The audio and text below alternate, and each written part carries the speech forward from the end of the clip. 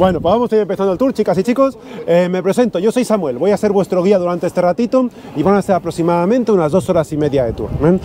También comentaros que esto es un free tour, por si acaso nunca habéis hecho ninguno. Esto quiere decir que no tiene un precio fijo, sino que vosotras y vosotros pagáis lo que vais conveniente al final de la visita, pues valorando un poco la simpatía, los conocimientos, y que no está lloviendo también lo podéis valorar.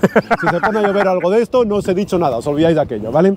Yo llevo aquí desde el 2014, llevo ya un poquito más de 9 años, así que espero que lo que os cuente sean cosas de verdad y no me estoy inventando nada, que ya cuando llevas mucho tiempo a veces te inventas cosas sin querer, pero bueno, ahí estará un poco la cosa. Pero ya que os he dicho quién soy, y bueno, no os he dicho que vengo de Madrid, wow, que soy de Madrid, llevo aquí de 2014, pero vengo de Madrid, pero ya que os he dicho de dónde vengo, pues a ver de dónde venís los demás. Por aquí, ¿de dónde sois? Nosotros venimos de Bilbao. Venís de Bilbao, bien. Por aquí, México. de México, ahí atrás, Argentina, Rosario en concreto. Bien, por aquí, Italia. de Italia, bien. De la capital mundial del vallenato, Valledupar, Colombia. Ahí está, de Valledupar. Por aquí, Barcelona. de Barcelona. ¿De Valledupar es Carlos Vives? No. Valledupar es de Santa Marta. Es que, sí. Cerca, Es cerquita, sí. ¿Por aquí? De Madrid. De Madrid. ¿Y aquí? De Teruel. De Teruel, bien. ¿De Madrid? ¿De qué parte de Madrid? Pues la hablábamos Móstoles. Yo soy de Fuenlabrada. Así que mira, al ladito, al ladito. Bien.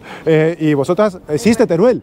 Existe. Existe, bien. Además es precioso. Y además es precioso, claro, eso es. Y tenéis dinosaurios y todo. Eso es una maravilla. Bueno, me gusta saber un poco de dónde venís también, porque a veces uso algunas palabras pues que tengo que explicar a veces, porque claro, algunas personas venís de España, otras personas venís de América y no usamos a veces las mismas palabras, ¿no? Por ejemplo, lo que suelo empezar diciendo es que este país es más o menos de la extensión de Galicia. Y claro, los que venís de América o de Italia me diréis, ¿y cómo es Galicia? Bueno, Galicia es el territorio que está encima de Portugal, si veis el mapa de España. Más o menos como eso es este país. Un país de 30.500 kilómetros cuadrados que además está superpoblado, porque en este sitio tan pequeñito tenemos más de 11 millones y medio de habitantes, lo que le da una densidad de población muy cercana a la de China o la India. Además es un país más o menos complejo. Si lo cortamos aproximadamente por la mitad, vais a ver que está dividido en 2 regiones principales. La región sur es Valonia y la región norte, perdón, es Flandes. En el sur, en Valonia, ¿qué idioma se habla? Francés. El francés. Tú no vale que tú llevas aquí 3 años y te lo sabes. Bueno, en el sur, francés. Y en el norte, en Flandes, el flamenco, neerlandés, holandés. Flamenco, neerlandés y holandés, aunque ellos digan que no, es el mismo idioma. Ellos dicen que no y te dicen, yo hablo 3 idiomas, yo hablo flamenco, holandés y neerlandés. Bueno, y yo digo, yo hablo 5 porque hablo español, colombiano, argentino, pues, Mexicano. Sí, mexicano, lo que sea. Ya digo, es el mismo idioma con las mismas diferencias que estamos mostrando también en español. Es decir, por ejemplo, algunas palabras, como vosotros que venís de México, ¿no? Vosotros vais a decir que esta plaza es muy chido, ¿no? Dice, está padrísimo el tour, vais a decir después, seguro que al final vais a decir, el tour padrísimo, o espero que lo digáis. Bueno, yo diré que qué guay o que como mola. O, por ejemplo, una cosa que sí que suelo decir a los mexicanos siempre es que voy a hablar en algún momento del tour de bombones. Cuando diga bombones, no van a ser marshmallows, sino que van a ser chocolates, porque el resto de los hispanohablantes decimos bombones a los chocolates, ¿vale? Así que, bueno, pues eso. Pues esa es la misma diferencia que vais a encontrar entre el neerlandés, el flamenco y el holandés. Alguna que otra palabra y algún que otro acento, y ya está, sin embargo, estamos en otra región, que es la región de Bruselas. Bruselas, territorialmente, está metida dentro de la zona de Flandes, pero es una región aparte y es el único lugar donde los 2 idiomas, flamenco y francés, son oficiales. El único lugar donde son oficiales los dos. En Flandes solo es oficial el flamenco, en Valonia solo es oficial el francés. Un poco diferente a lo que nos pasa en España, ¿no? Vosotros venís del País Vasco, creo. Por ejemplo, en el País Vasco son oficiales los 2 idiomas, el euskera y el castellano. Aquí no. Aquí, si estás en Flandes, solo el flamenco. Y si estás en Valonia, solo el francés. Bueno, visto esto, ya os digo, en Bruselas sí que tenemos los 2 idiomas como oficiales, aunque el idioma más hablado en Bruselas, ¿cuál es? El francés. Y el segundo idioma más hablado de Bruselas no será el flamenco, por mucho que sea oficial. El segundo, ¿cuál creéis que es? El inglés. El neerlandés, ya te he dicho que el flamenco era lo mismo, así que no puede ser. El inglés será el segundo idioma más hablado de Bruselas. Y después del inglés tendremos el rumano, el italiano, el portugués, el español, el italiano, un montón de idiomas diferentes, porque estamos en una de las ciudades con mayor porcentaje de población inmigrante de todo el mundo. Aproximadamente solamente 1/3 de los que vivimos en Bruselas, solo 1/3 van a ser nativos belgas. Los otros 2/3 somos nativos de otros lugares. ¿Ya veis? Aquí tenéis 2 personas que estamos viviendo aquí y ya veis, uno uno de Colombia y otro de España. Ahí estaremos. Bueno, pues ya digo que eso va a ser lo común. Así que es muy difícil encontrar algún nativo de por aquí. Y es más, yo no sé cuál será tu caso, pero yo la gente que conozco que haya nacido en Bélgica y que viva en Bruselas, la mayoría son hijos de inmigrantes. Así que te pasa igual, ¿no? Ahí está. Es muy habitual que la mayoría sean hijos de inmigrantes de los que viven en Bélgica, aunque hayan nacido aquí. Así que es un caso muy habitual que cuando vayáis por la calle sea casi imposible que encontréis un belga de siempre, ¿no? Si encontráis alguno, luego vais a echar la lotería, que es como encontrar un trébol de 4 hojas, ya ves, es complicadísimo. Bueno, dicho esto, vamos a empezar a hablar un poquito de lo que es esta plaza. Esta plaza se llama, ¿cómo se llama? Grand Place, eso es. Aunque también tiene otro nombre, porque os he dicho que estamos metidos dentro de la zona de Flandes, por lo tanto aquí se hablaba el flamenco en las calles, hasta que se empieza a establecer el francés un poquito más tarde, pero el flamenco es lo que se hablaba, y esta plaza por lo tanto cogió su nombre en flamenco, porque esta plaza lleva aquí desde finales del siglo XI, principios del XII más o menos, y se llamaba, ¿con qué nombre? ¿Sabréis? Grote Markt, eso es, Grote Markt han dicho por aquí. ¿Qué querrá decir Grote Markt? Literalmente, aunque lo traducimos como Plaza Mayor, pero literalmente ¿qué querrá decir? Gran mercado. Esta plaza ha sido el gran mercado desde su creación, ya digo, por finales del siglo XI, principio del XII más o menos, hasta los años 60 del siglo XX. Durante todo ese tiempo, esta ha sido la plaza principal del mercado. Quienes la crean, por lo tanto, son los gremios, las congregaciones de trabajadores, junto con los comerciantes, los burgueses. Toda esta gente van a ser los que creen la plaza principal. Pero la plaza que estáis viendo no es la original, porque en 1695 llegó el Rey Sol. ¿Habéis oído hablar del Rey Sol? ¿Sí? ¿Quién era? ¿Te acuerdas? Luis XIV. Luis XIV, ahí está. Luis XIV, rey francés, intenta conquistar Bruselas, no lo va a conseguir, pero le va a hacer mucho daño. Va a poner una serie de cañones por allá abajo, por la zona del canal, y tomará como eje de referencia el ayuntamiento, que se vería desde cualquier lugar. Se pone a bombardear durante 3 días y va a tener tan mala puntería Luis XIV que va a destruir cerca de 4.000 viviendas en Bruselas, y el ayuntamiento va a quedar en pie. Entre los edificios que destruyera, prácticamente todos los que había en la plaza, todos exceptuando el ayuntamiento y este que tengo aquí detrás, que luego os diré lo que es. El caso es que se tiene que reconstruir, y vamos a ver algún ejemplo. Mirad para allá, mirad por aquel lado. Ahí veis que tenemos una casa en el centro más o menos, que arriba tiene una fecha, ¿veis? 1697. Si luego dais una vueltecita por la plaza vais a ver fechas parecidas en la mayoría de las casas, que van entre 1696 y 1699, porque en solo 4 años estos gremios, estas congregaciones de trabajadores, tenían tanto dinero y tanto poder que van a reconstruir toda la plaza en solo 4 años. Ya veis si eran poderosos toda esta gente, ¿no?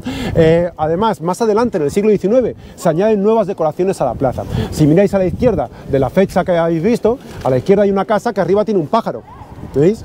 Ese pájaro se añade en el siglo XIX. Casi todo lo dorado, prácticamente todo lo dorado es pintura. Algunas una pequeña lámina de pan de oro, pero casi todo es pintura. Y casi todas las figuras doradas, todo esto se añade en el siglo XIX. Así que ese pájaro se añade en el siglo XIX para añadir simbolismo a la plaza. ¿Qué pájaro es? No es un águila. No. ¿Se os ocurre otra cosa? No es un cóndor tampoco. Un pavo tampoco. Gaviota, gallina, no. Hemos dicho que es para añadir simbolismo. ¿Qué simbolismo va a añadir una gallina? Por Dios. El sancocho. El ave fénix, eso es. Ahí está, ¿veis? No solo Teruel existe, sino que son las que realmente saben contestar las preguntas. Ahí está. Pues el ave fénix, ave mitológica que resurge de sus cenizas. Nos lo han puesto ahí para simbolizar cómo la plaza ha resurgido de sus cenizas. Si miráis debajo de las alas se ve el fuego del ave fénix. Ahí lo tendremos. Bueno, de ese lado no os quiero decir mucho más, solo quería que supierais un poquito de eso. Pero vamos a hablar, por lo tanto, de los edificios que no se destruyeron. Voy a empezar por este de aquí. Voy a cerrar ya esto, porque ya no creo que se me acerque nadie más. Y ya para qué queremos el paraguas abierto con la bandera que además solo nos representa a algunos de los que estamos aquí, no a la mayoría, ¿verdad? Bueno, decía que vamos a empezar a hablar de los edificios que tenemos por aquí cerca. Voy a empezar por el que tengo detrás. El que tengo aquí detrás era la Casa del Pan. Si lo nombramos en flamenco, en neerlandés, será Broodhuis, Casa del Pan. Pero era una casa de madera. Y una casa de madera con un horno de pan no es muy compatible, ¿verdad? Así que se incendia y desaparece en el siglo XVI. En el momento en el que desaparece, pues Carlos V dice, oye, pues voy a aprovechar y voy a hacer aquí una casita para administración real. Así que se crea una casa ya de piedra para administración real. Es por eso que esta casa resistió en gran parte al bombardeo de 1695, porque esta era de piedra, mientras que la mayoría de la plaza era todavía de madera. Bueno, pues resiste. Y aunque se destruye parte y la reconstruyen aunque el estilo que estamos viendo no es exactamente la reconstrucción que hicieron, porque en el siglo XIX, cuando a la plaza añaden cosas, a esta le añaden más cosas todavía. ¿Dónde terminaba la casa? La casa terminaba en los cristales. Donde están las ventanas, ahí terminaba la casa. Pero en el siglo XIX le añaden las columnas, le añaden la torre y le añaden las figuras que están encima de la puerta, que ahí están María de Borgoña y Carlos V con la bola del mundo en la mano. ¿Por qué puede tener Carlos V la bola del mundo en la mano? ¿Os acordáis que nos decían de su reino? Que nunca se ponía el sol, eso es, había heredado grandes imperios. Su padre era Felipe el Hermoso, el hijo de María de Borgoña y de Maximiliano I de Habsburgo, así que por ese lado había heredado toda esta parte. ¿Y la madre de Carlos V quién era? ¿No os acordáis? Juana de Castilla. Juana de Castilla, que algunas personas conoceréis como Juana la Loca, aunque prefiero que no la llaméis así, pero bueno, Juana de Castilla, así que por ese lado había heredado todo el imperio español. Entre un lado y otro tenía un imperio tan grande que decían que nunca llegaba a ponerse el sol. Probablemente el primero que dijo eso no había pasado por aquí, que aquí lo difícil es que salga, como veis, pero bueno, el caso es que ahí está Carlos V con María de Borgoña y eso a día de hoy ya no es ni la casa del pan ni la casa del rey. Esto va a ser ahora el Museo de la Villa, este es el Museo Medieval de la ciudad. No os quiero comentar más de esa casa, vamos a mirar el ayuntamiento. Me voy a poner por aquí. Muy bien. Bien. El ayuntamiento es, por lo tanto, el edificio más antiguo que queda en la plaza. Por cierto, algunas personas preguntáis, ¿qué es este agujero? Antes de hablar del ayuntamiento, este agujero que nos han puesto aquí, esto es que estaba aquí puesto el árbol de Navidad. Entonces, quitan adoquines, meten el árbol y luego cuando sacan el árbol ponen los adoquines de nuevo, pero a veces tardan varios días en volver a poner los adoquines. Entonces, bueno, por eso que esta mañana me han dicho, ¿qué ha pasado? Había una bomba aquí. No es una bomba, ¿vale? Es el agujero del árbol de Navidad. Bien, decía, el ayuntamiento es el edificio, por lo tanto, más antiguo que queda en la plaza. Se hizo primero solo este lado, solo este ala, en 1402, en un estilo que llamamos gótico flamígero. Lo de flamígero es porque, como veis, encima de cada figura hay una serie de puntas que simulan llamas. Pues de esas llamas, de ese fuego, nos viene la palabra flamígero. ¿Qué pasa? Que otras ciudades empiezan a hacer también ayuntamientos grandes, bonitos, cada vez mejores, y Bruselas, que se va a convertir en la capital de Brabante, no se quiere quedar atrás, así que va a llamar a un segundo arquitecto para que haga este lado de aquí, junto con la torre.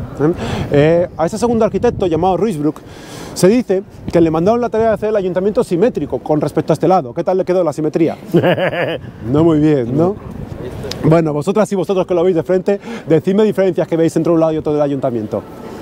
Más ventanas. Es más largo uno que el otro y más ventanas porque es más largo uno que el otro. ¿El qué? Los arcos, que unos se ven más anchos y otros más estrechos, ¿verdad? ¿Qué más cosas? Pues da la sensación como si estuviera torcido. Sí, probablemente esté un poco torcido con el tiempo, casi seguro, pero en parte te da la sensación porque la plaza, si te fijas, está en cuesta. Entonces, la parte de arriba de la plaza, esa parte de allí, es 2 metros más alta que esta parte, y esa cuesta se nota mucho en el edificio. También las ventanas son diferentes. Si os fijáis, en un lado son cuadradas, en otro son ojivales. Bueno, aparte de eso, de que un lado es más largo que el otro y todo esto, pero yo quiero señalar una metedura de pata de arquitecto bien clara. Mirad la torre central. Y me encanta cuando digo esto que os rompéis el cuello mirando arriba, pero quiero que miréis más abajo, la torre justo encima de la puerta. Está descentrado, ¿no? Está la puerta en un eje y la torre en otro eje, desplazado medio metro. Diréis, ¿pero qué le pasaba a este segundo arquitecto? ¿No veía bien o qué?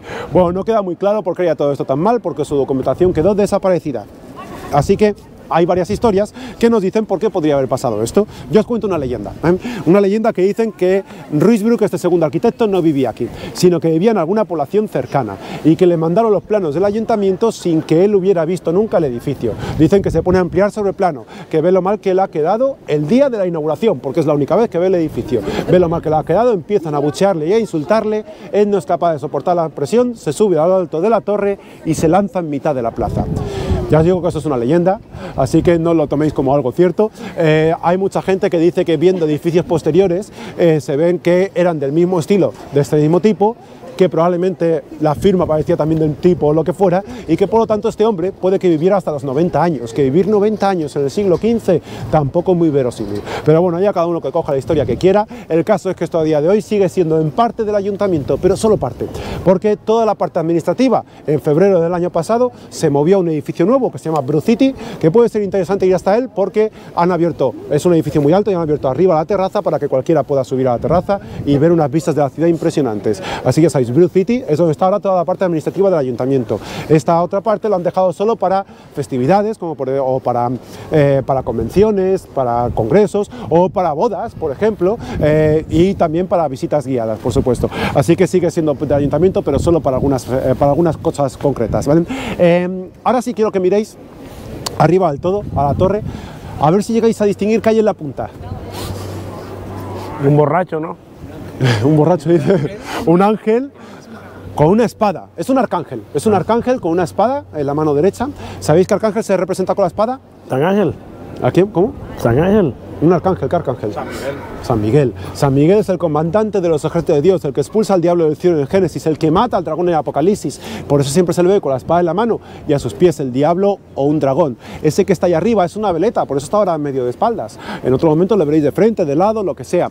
Y tiene a sus pies al diablo. También veis a San Miguel justo encima de la puerta.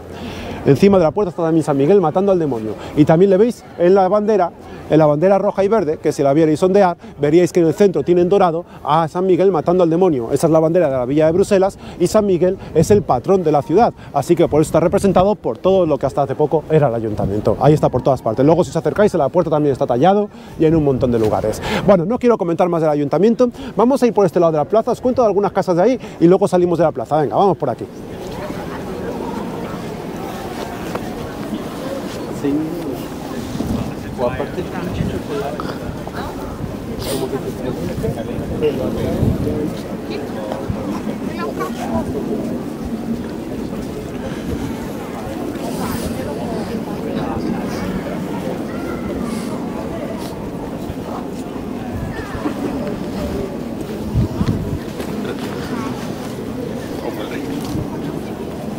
Bien, quiero que empecéis mirando por este lado. Aquí hay una casa que abajo pone New House, veis que tiene el toldo hacia adelante, pero si miráis más arriba, si miráis la misma casa más arriba, entre el segundo y el tercer piso, tiene una inscripción en letras doradas. ¿Llegáis a leer qué pone? Víctor Hugo. Eso es, pone que Víctor Hugo haría esta pequeña casa. Eso pone en francés que vivió en esta casa en 1852. 52. Por aquí estoy viviendo una temporada mientras escribía esa novela que le dio la fama. ¿De qué novela hablamos? ¿No? Los Miserables. Los Miserables sería escrito aquí en Bruselas y se estrenaría por primera vez en la historia en el Teatro de las Galerías, aquí mismo en Bruselas. Víctor Hugo se inspiraba en esta plaza, le mandaba cartas a la familia diciendo qué suerte tengo de vivir en la plaza más hermosa del mundo. No sé si coincidís con él en que sea la plaza más hermosa del mundo, ¿no? Pero seguro que en el top 5 la tenéis. Él dice que no, porque dice que viaja mucho y no le gusta mucho demasiado esto, ¿no? No, es bonita, pero por ejemplo en Cusco está la plaza de armas del Cusco en Perú. Muy lindo. En Colombia tenemos la plaza de Villa de Leyva, la plaza de Zipaquirá. Pero piensa que en tiempos de Víctor Hugo, y todavía a día de hoy, hay gente que piensa que el mundo es Europa. Ah, eso es cierto, sí, es cierto. Claro, probablemente... Es linda, ¿no? Si es pensamos en eso... Estados Unidos. Y Estados Unidos, eso es. Europa y Estados Unidos. Y a veces los japoneses. Sí, claro. Sí, pero ya está, ¿no? Bueno, pues ya veis. Para mucha gente sí es una de las más bonitas del mundo, para otros pues estará un poco más abajo, depende de cada uno. El caso es que ahí vivió Víctor Hugo. A la derecha de la casa de Víctor Hugo tenemos una que todavía tiene el arbolito de Navidad, ¿no? Esa casa tiene abajo un busto y arriba una estatua. Si os fijáis, estos no son dorados, sino esto quiere decir que estaba hecho en el mismo momento en que se construyó la casa, después de aquel bombardeo en 1695. Cuando hacen la casa hacen también el busto y la estatua y hacen esa terraza también que tiene. Si os fijáis en todo este lateral, quitando la casa del rey, es la única casa que tiene tantos lujos, porque va a ser una de las casas de más dinero, uno de los gremios que más dinero tenía. Para saber qué gremio era, vais a ver en la estatua de arriba que tiene en sus rodillas un escudo. ¿Y qué tiene dibujado en el escudo? Unas tijeras. ¿Y unas tijeras qué casa gremial puede ser? Los sastres, textil, eso es todo lo que tenga que ver con las telas, muy importante. Hay gente que cuando lo ve me dice los peluqueros. Y cuando me dicen eso me empiezo a llevar un poco mal con el grupo, porque no me habéis visto que tengo el gorro, pero yo con la peluquería tengo cero trato.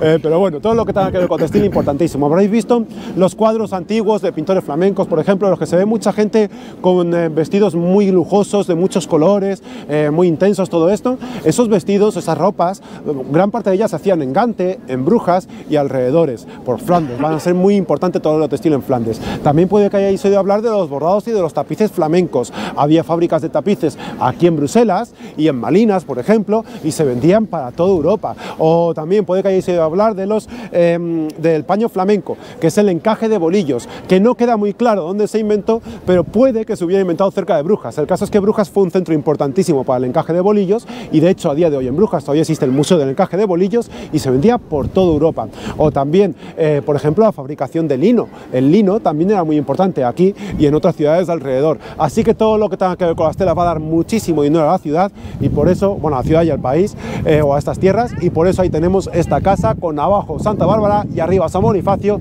que son los patrones de los sastres. De este lado no os quiero decir mucho más, pero quiero que veáis un momentito de este lado. Esto que parece un palacio, ¿verdad? Parece un palacio, parece una casa enorme, pero si os fijáis no es una sola casa. ¿Cuántas puertas tiene? Por ahí algunos, aquí han dicho 4, otros han dicho 5, otros 6, 7, 2 en el centro, 2 por aquel lado, hay otras 2 y otra al fondo del todo. 7 puertas en total, 7 puertas principales al menos, luego debajo de esas tiene otras, ¿no? Pero 7 puertas principales, porque por dentro eran 7 casas gremiales diferentes. Lo que pasa que hicieron una fachada común para dar un poquito más de esplendor a la plaza, y más adelante ya se añaden también los bustos. Todos esos bustos que tenemos ahí, todo lo dorado, ya se añaden más adelante, como os decía, en el siglo XIX gran parte de ello, y nos ponen ahí a los duques y las duquesas de Brabante entre primera y la segunda fila. Ahí están todos los duques y duquesas de Brabante, así que aunque sean 7 casas diferentes, la conocemos como la casa de los duques de Brabante. Ese es el nombre que tendrá, ¿eh? Bueno, solo quería nombrar esto, pero también os quería nombrar un par de casas de allí, así que me voy a poner por este lado. A ver, me pongo por aquí. Pues os quiero nombrar primero la casa que tiene el cisne en la puerta. Esa casa con el cisne en la puerta era la casa de los carniceros. Ponen un cisne porque dicen que era la carne más exótica, la más cara, y por lo tanto, pues, para darse prestigio. También porque poner un cerdo iba a quedar un poco feo, pero bueno, el cisne importante. Pero lo más importante es que eso después va a ser una taberna. En los tiempos en los que estuvo por aquí viviendo Karl Marx, que Karl Marx vivió varios años en esta ciudad y compartía cervezas con Friedrich Engels en la casa del cisne. Ahí escribieron uno de los primeros borradores del manifiesto comunista, que no debió quedar muy bien la cosa, porque durante mucho tiempo ha sido uno de los restaurantes más caros de la ciudad. Lo que pasa es que desde la pandemia está cerrado y no lo han vuelto a abrir más que para alguna cosa concreta. Pero bueno, ya veis, que si era un restaurante bien caro, lo del comunismo lo dejarían bien enterradito, que no se enterara mucha gente, ¿no? Bueno, ¿qué más? Al lado de esa casa del cisne tenemos otra con unas falsas columnas, ¿veis? Que quizás sea una de las casas más importantes de por aquí. Primero, porque es la única casa gremial de toda la plaza que sigue conservando el mismo gremio que la mandó construir. Y segundo, porque ese gremio, quizá el gremio más importante de Bruselas, de Bélgica o incluso del mundo. ¿Qué gremio puede ser este? A ver, muchachos, los hombres respondan. Uy, los hombres, ¿por qué los hombres? Porque de pronto hay mujeres, pero no hay muchas mujeres interesadas en esa bebida particularmente. Encima de las columnas pone mesón de brasers. ¿Qué son los brasers? Las cervecerías. Ahí está, es la casa de los cerveceros. Mesón de... En México lo que pasa es que la juntáis con cosas muy mal, muy mal. No, como tomáis la cerveza en México es como si no la tomarais, realmente. Bueno, decía, la mesón de braser, casa de cerveceros. Si veis por aquí alguna brasería, no sea un lugar de carnes a la brasa, serán cervecerías. Importantísima la cerveza en Bélgica, y es que la Edad Media en Bélgica se tomaban unos 400 litros de cerveza por persona al año. Se decía una frase que era: el agua mata y la cerveza da vida. Y esto era cierto, si tomabais un poco de agua os podía entrar cualquier enfermedad. Sí. ¿Habéis visto cuando las películas tiran el agua por la ventana y dicen eso de agua va? ¿Habéis visto eso? ¿Eso era agua? No, no. Eso eran los orinales y otros desperdicios y estas cosas. Y eso caía en los canales, porque ahora son calles, pero antes esto estaba lleno de canales también. Y el agua que había para beber era el agua de los canales. Así que imaginaos lo asqueroso, no, segundo, las enfermedades que podía transmitir todo aquello. Sin embargo, la cerveza en su proceso de elaboración se filtra, se fermenta, varias cosas más que hacían que fuera mucho más saludable que el agua, y por lo tanto lo tomarían incluso los niños pequeños. Le llamaban pan líquido y era un alimento principal de la población. Tan importante que os tengo que decir que Bélgica es el país de la cerveza. Y me diréis, me han dicho lo mismo en otros países, ¿no? ¿Dónde os han dicho esto? Sí, en México también. En México también, ¿no? En Alemania, claro. En Alemania, en Irlanda, en República Checa, varios sitios se claman como los países de la cerveza, pero os tengo que decir que el país de la cerveza es Bélgica. Y tengo una razón para decirla que no tienen los demás. ¿Por qué tengo yo la razón y no el resto? Bueno, La cerveza belga, ninguna otra en el mundo, solo la cerveza belga fue nombrada hace unos años por la UNESCO Patrimonio Cultural Inmaterial de la Humanidad. Así que si tomes por aquí alguna cerveza, no estaréis tomando alcohol, sino patrimonio, que sabe mucho mejor, no es otra cosa, ya veis. Luego hablaremos un poquito más de cerveza, pero eso, que sepáis que estamos en el país de la cerveza, que es importantísimo. No os digo más de esto, vamos a continuar por acá, vamos a ver un mural dedicado al mundo del cómic y vamos a hablar un poquito de aquello. Venga, vamos por aquí.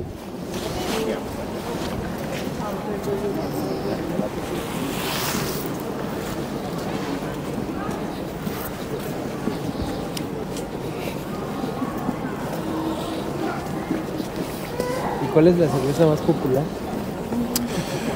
Esto es complicado de responder esa pregunta. Casi todas, ¿verdad? El problema es que la cerveza en Bélgica no es como en otros países. La cerveza en Bélgica la toman más de forma mucho más cultural, como en otros países tomáramos un vino, por ejemplo. Entonces, si yo te digo, yo qué sé, ¿cuál es el vino más popular de...? Sí, claro. Pues sí, habrá alguno que sea un poco más famoso, pero realmente cada persona tiene el suyo. Pues aquí pasa un poco lo mismo con la cerveza, ¿no? Hay actualmente más de 450 fábricas de cerveza en Bélgica.